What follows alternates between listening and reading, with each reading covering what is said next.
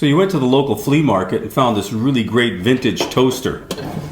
You'd like to repurpose it because it doesn't work, but you just can't think of anything to do with it. That's because you don't know Dick.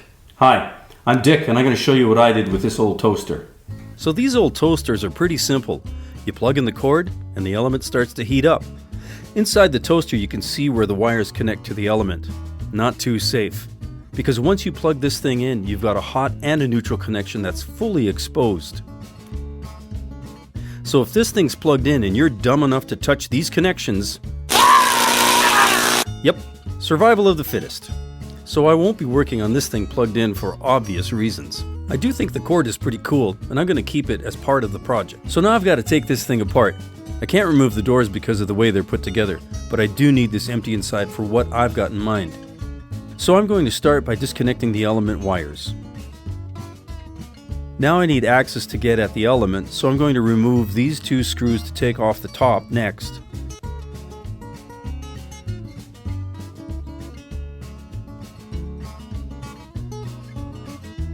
Next I remove the 4 screws that are on the bottom of the toaster.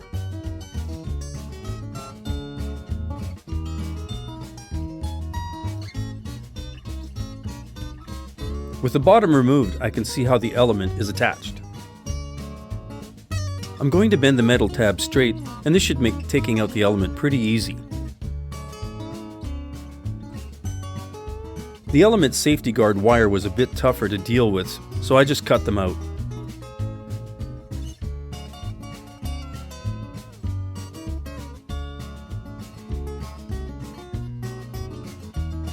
There are 2 tabs at the top connected to the sides, which came off quite easily.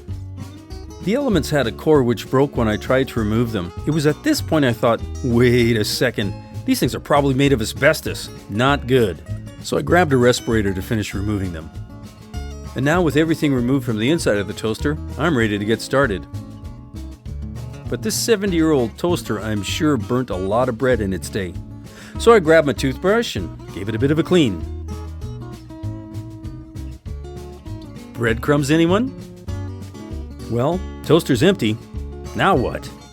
Hey, I've got a great idea. So I've got this little battery-operated guitar amplifier. Looks like a Marshall stack. It's a neat little toy. It comes with a belt clip, but I rarely use it.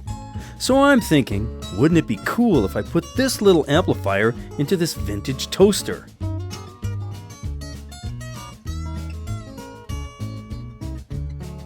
Short answer, yes. So I'll start by disassembling the amplifier. I'll remove all the parts from the original amplifier. Now that all the parts are out, I can start building the new cabinet that will fit into the toaster and house all the electronics. I'll take a few measurements and start cutting material. I'm using Baltic birch plywood to make the interior.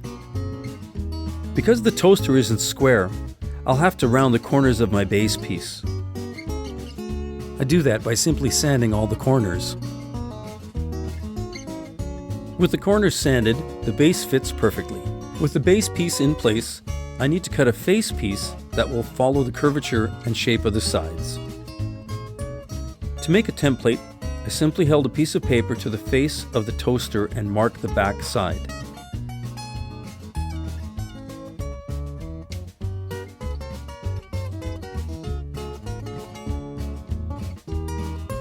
I needed to add about 1/4 inch to the sides of the template to make sure the face piece I cut would fit against the sides of the toaster.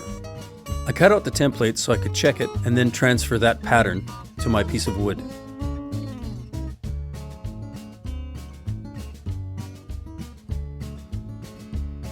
After I rough cut it on the bandsaw, I finished shaping it on my bench sander. A perfect fit.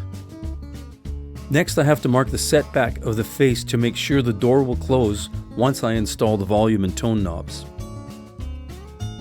Something else I realized I needed to do was to cut the height of the face to accommodate the lip on the top of the door so that it would shut properly.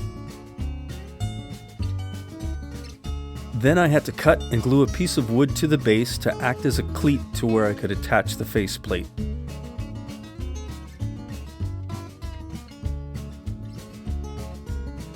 Next, I had to decide on where to place the speaker and the controls.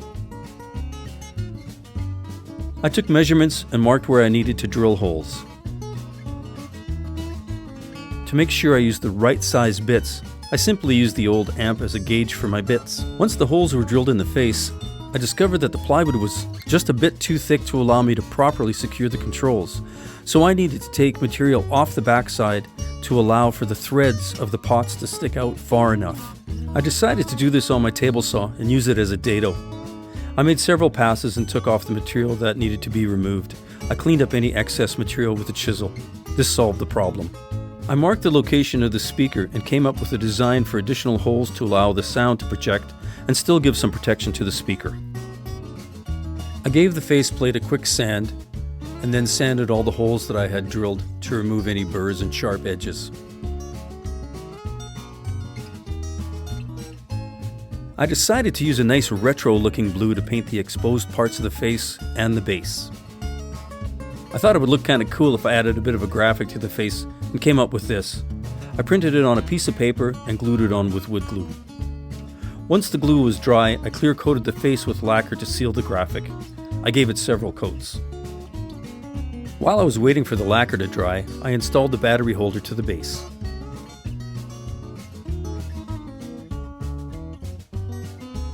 I made pieces of wood to glue the base to. These pieces raised the base to allow for clearance of the lip on the door that held the piece of bread inside the toaster originally. I assembled the electronic components and installed them to the faceplate.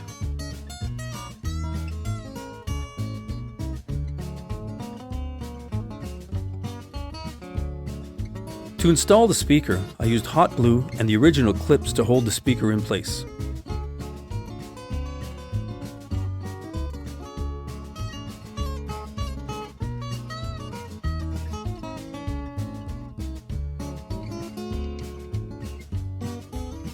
With the faceplate assembled, I ran a bead of glue along the backside to attach it to the base cleat.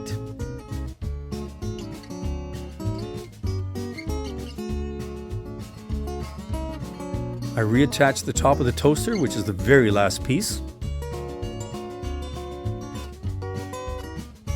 Then clean it up with a little spit and polish. And before you know it, this little toaster is ready to rock.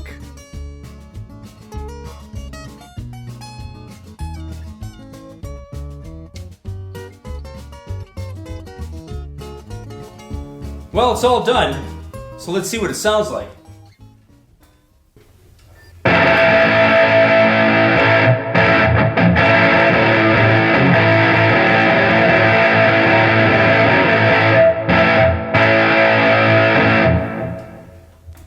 Just kidding. It actually sounds like this.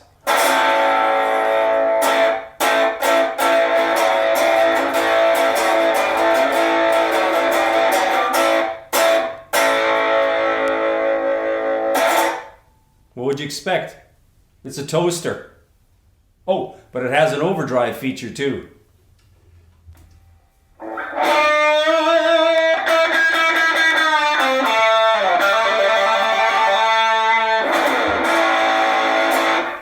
And for those of you wondering, what brand of guitar am I playing and you don't recognize it?